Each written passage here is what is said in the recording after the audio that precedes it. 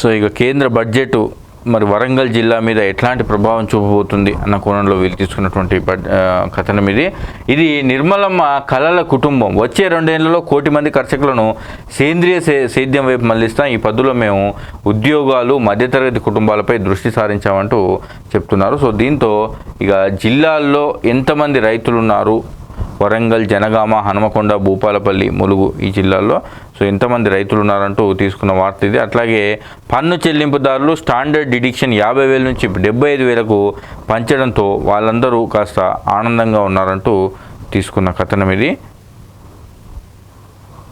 So ఇక ఇటీవల వరుసగా కురుస్తున్నటువంటి వర్షాలతో వరంగల్లో కొన్ని రోడ్లు దయనీయమైనటువంటి పరిస్థితికి చేరుకున్నాయి. ఇక రోడ్లేమో అధ్వానం, ఇవన్నీ ప్రమాదాలకు నిలయంగా మారినాయంట. ఇందిరానగర్ కూడలి వద్ద ఉన్నటువంటి రోడ్డు ఇది, కుమార్పల్లి రోడ్లో ఉన్నటువంటి ఈ రోడ్డు ఇది.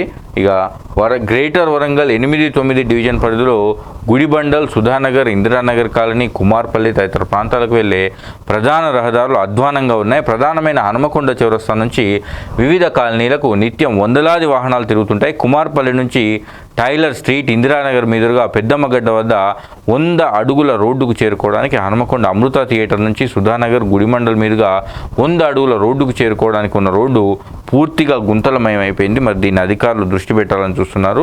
ఇక డంపింగ్ యార్డ్ దగ్గర పరిస్థితి ఇట్లా ఉందట. డంపింగ్ యార్డు నిండి బండెనక బండి.